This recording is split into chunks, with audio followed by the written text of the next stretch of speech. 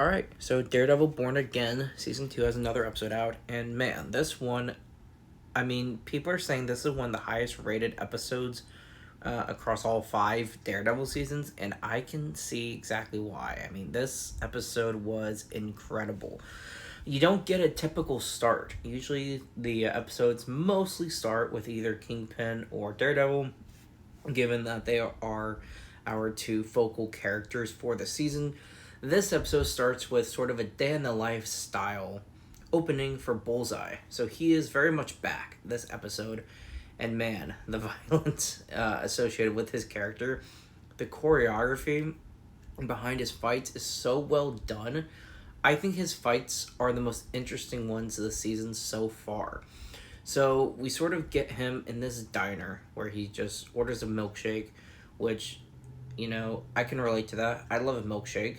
And Bullseye calls the task force, pretending to be some bystander, saying, "Hey, I think I just saw the Punisher. Can you send task force this way?" Of course they do.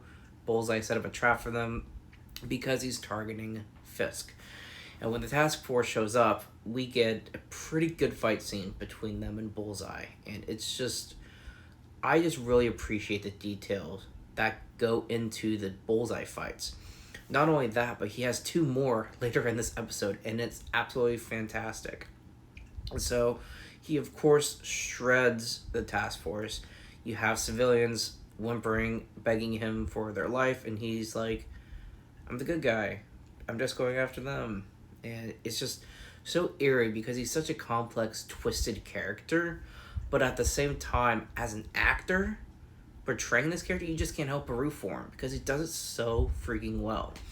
And so we got Fisk, of course, in this episode. For a majority of his storyline, he's trying to do some sort of damage control on the city because he knows he and the task force are being hunted by Bullseye.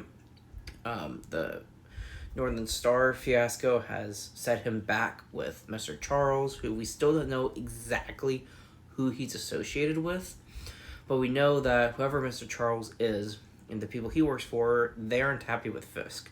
We also see, I believe the governor talks with Vanessa saying, "I don't like Fisk. You're fine, but I don't like Wilson's Fisk."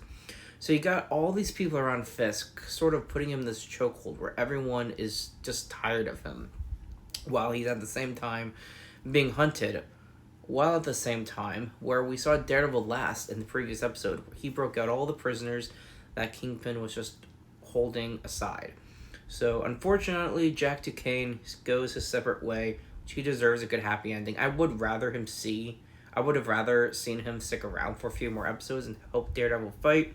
But if he's being set aside for some other project, I'm all for it. I think he's a very interesting character, good actor.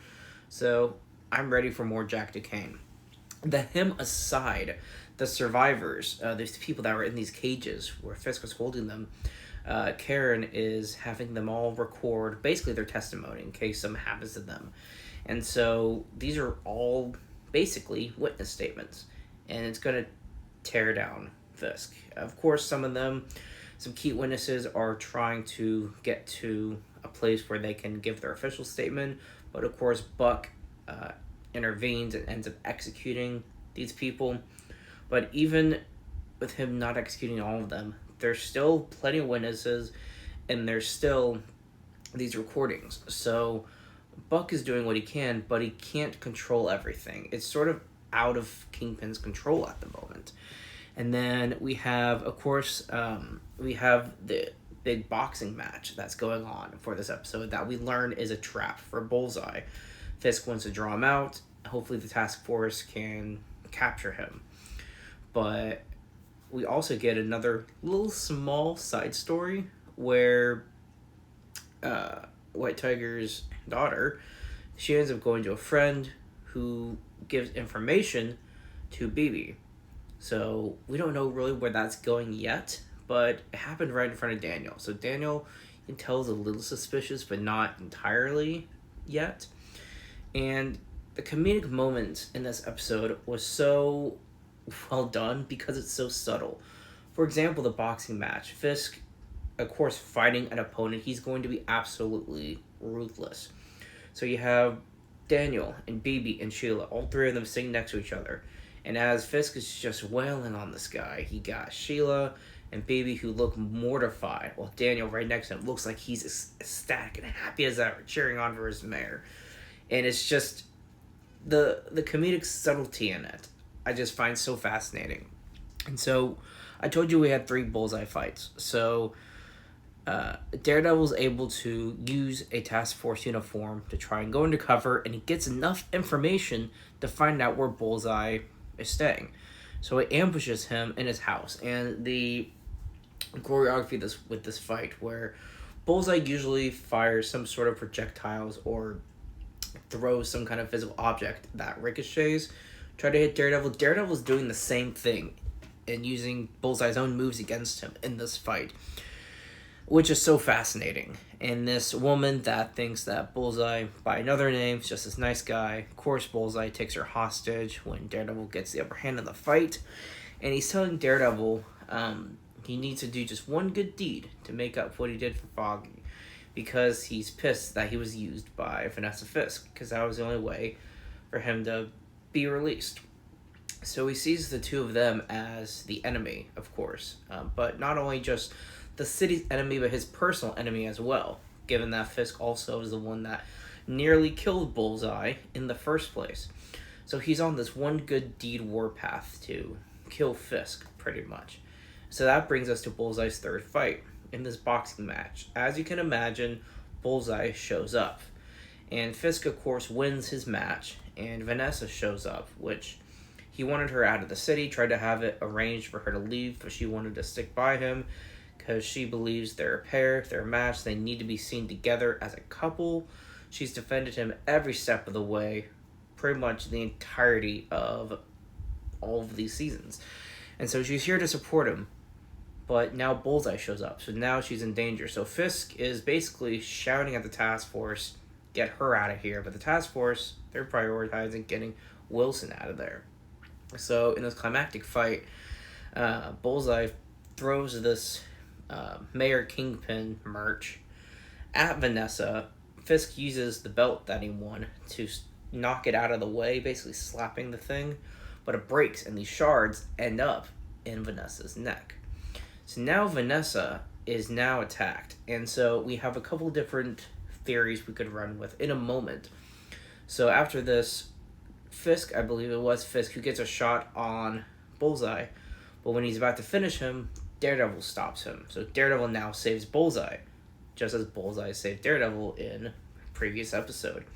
So they both escape, they're even, they go their separate ways, and now we see Vanessa is just bleeding out. So this could be one of those things where we have a cliffhanger at the end that transports us to the next episode, where the beginning explains she survived. Or she does die, which is what we assume from this episode. So either way, Fisk is going to be absolutely unhinged, which, another interesting fact, I believe it was Daredevil Season 3, in the finale, where Daredevil said there was some kind of legal way where he could have Vanessa, I guess, deported, for lack of a better term. And Fisk, in turn, makes a deal with Matt saying, I won't reveal your identity. So I think that's the stalemate they've had. I could be wrong on that, but I believe that's a stalemate. So if Vanessa dies, Fisk could just out Daredevil as Matt Murdock, which he's already made a public statement putting Matt Murdock on the pedestal as his hero. So I'm very interested to see where this episode goes next. Marvel TV shows have usually just had a knack for episode 4 being one of the more interesting episodes of the season. And as far as my memory serves, that seems to be true for a majority of the Disney Plus live action series that they've done.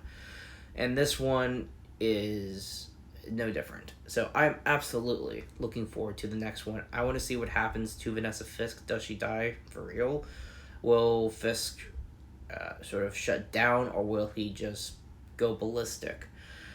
All while his empire is crashing down around him because of the reports Karen is getting with these statements. Daredevil tearing down what's around him. He can't get these guns to his allies that are demanding his cooperation. So everything's falling apart around him, and I think everything is just ramping up. I mean, we've seen the trailers. We know there's more to come later in the season.